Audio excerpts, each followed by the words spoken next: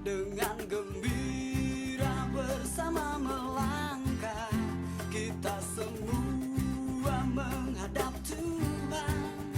Bertepuk tangan nyanyi sukaria, sebab besar kasih setianya. Angkatlah hati jiwa.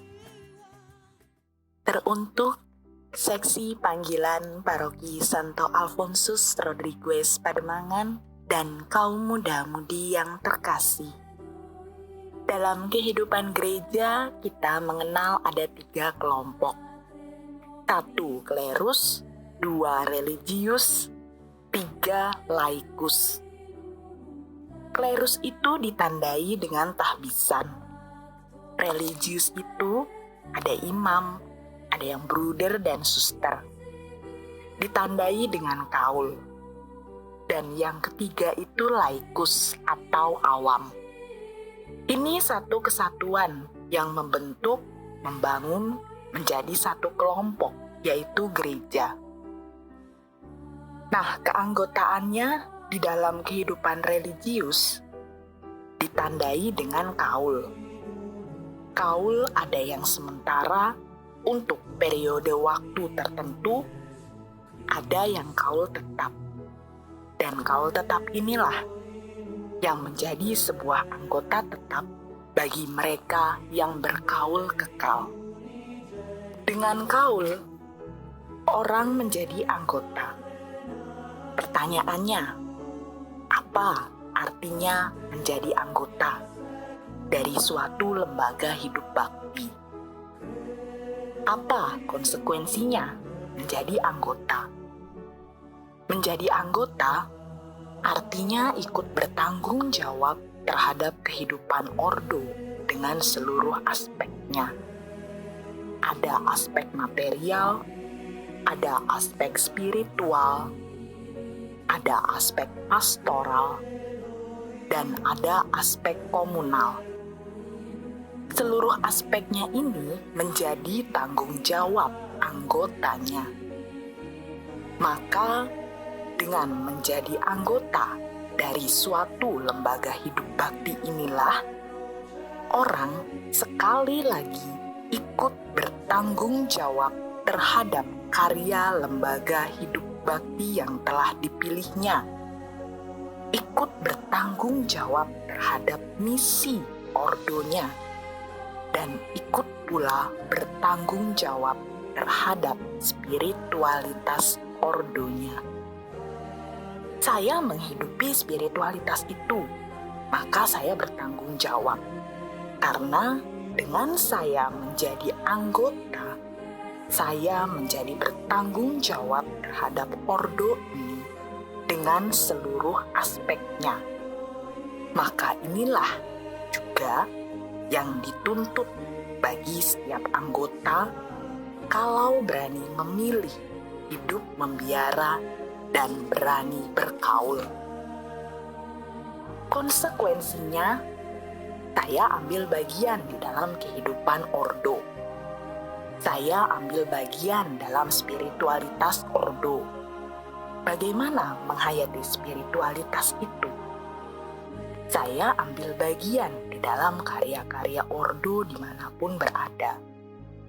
Dan kita tahu, setiap lembaga hidup bakti selalu ada yang bersifat internasional. Bahkan sangat mungkin kalau harus bertugas di tempat-tempat terpencil, di mana tidak ada kendaraan, tapi tetap jalan terus untuk kunjungan berpastoral. Ketika tidak ada lampu atau listrik, tetap jalan terus untuk melayani.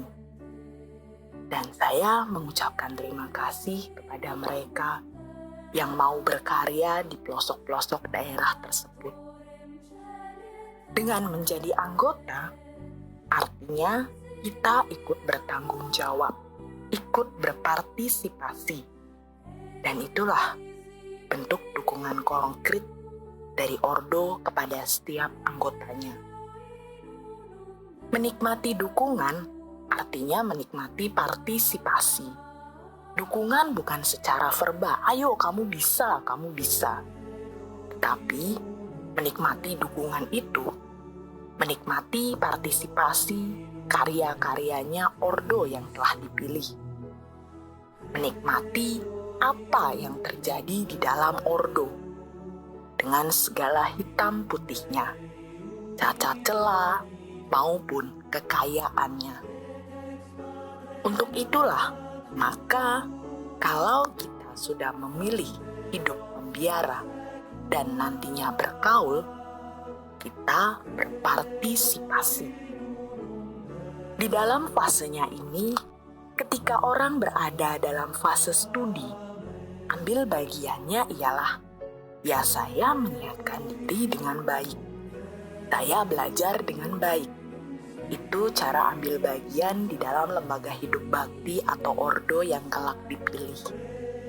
Maka dari itu, ketika orang belajar dengan baik, orang mengembangkan diri dengan sungguh-sungguh, itulah bahwa orang ini sungguh-sungguh berpartisipasi ambil bagian dalam karya ordonya.